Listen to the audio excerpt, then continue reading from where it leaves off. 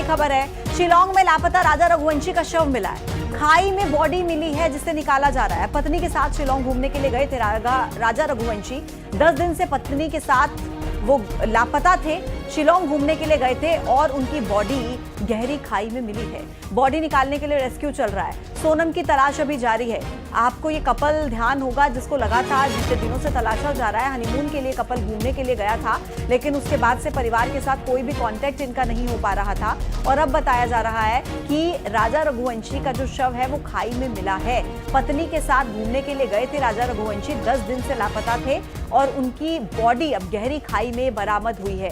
Operation चल रहा है, रेस्क्यू ऑपरेशन चलाया जा रहा है बॉडी को निकालने के लिए और पत्नी की तलाश जारी है। दुखद खबर है। परिवार इंतजार कर रहा था, लगातार गुहार लगाई जा रही थी।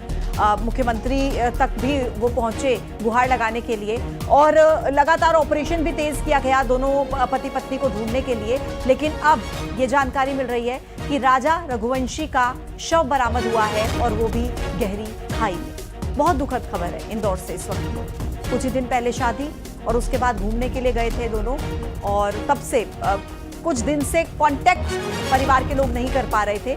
मणिपुर के मुख्यमंत्री तक से बातचीत हुई थी इस पूरे मामले को लेकर और अब बताया जा रहा है कि राजा रघुवंशी का शव गहरी खाई में बरामद हुआ है। इससे पहले जिस गाड़ी से ये घूम रहे थे वो गाड़ी भी संदिग्ध इलाके में बरामद हुई थी, जहां पर कहा जाता है कि हर कोई जाने से बचता है। वहां पर इनकी गाड़ी मिली थी और अब राजा रघुवंशी का शव बरामद हुआ है गहरी खाई में, गहरे गड्ढे में। ये बहुत ही दुखद खबर है। इंतजार परिवार कर रहा था बच्चों के घर आने का और अब इस बीच ये दुखद जानकारी। 10 दिन से लापता थे, शिलांग घूमने के लिए गए थे और गहरी खाई में युवक का शव बरामद हुआ है। गुवाहाटी से हमारे सहयोगी निलॉय भट्टाचार्य इस वक्त कनेक्ट हो गए हैं ज्यादा जानकारी के साथ। निलॉय, इंतजार हो रहा था 10 दिन से कि कब बच्चे घर पर लौटेंगे, लेकिन अब राजा रघुवंशी का शव बरामद हुआ है। डिटेल बताइए, कहां से? जी पूजा जी, ये शिलांग पुलिस ने औपचारिक तरह से ये इसका पुष्टि किया है।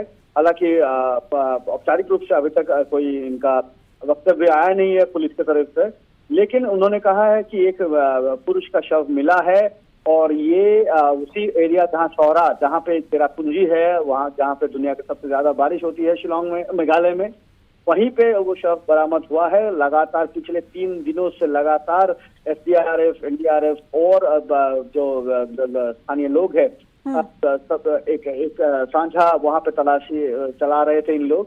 तो आज सुबह वो बरामद हुआ है। पिछले 24 तारीख से ही लापता है राजा रघुवंशी और पत्नी, जो हाल ही में शादी हुआ था उनका। तो 30 साल का राजा रघुवंशी हनीमून ट्रिप में आए थे मेघालय में और उनका स्कूटी होटल के बाहर पाया गया था, बैग होटल के अंदर था और 23 मई को लास्ट कांटेक्ट हुआ था अपने परिवार के साथ।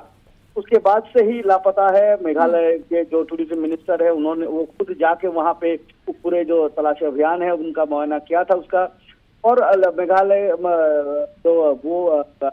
जो मेघालय सरकार है, सरकार की तरफ से पुरकोशिश जारी था कि उनको बरामद, उनको सही सलामत उनको पाया जाए। कहीं पर एमपी से दो सांसद यहाँ पे आके वो बैठे हुए थे कि ये पूरी तलाशी अभियान ठीक से चले और जो है कोई कोशिश वो ना रह जाए। बिल्कुल आप सही कह रहे हैं निलॉय, बहुत कोशिशें की गई कि पता लग पाए पति पत्नी का और अब ऐसे में उनके शव का मिलना ये बहुत दुखद है। आपका धन्यवाद जानकारी देने के लिए निलॉय।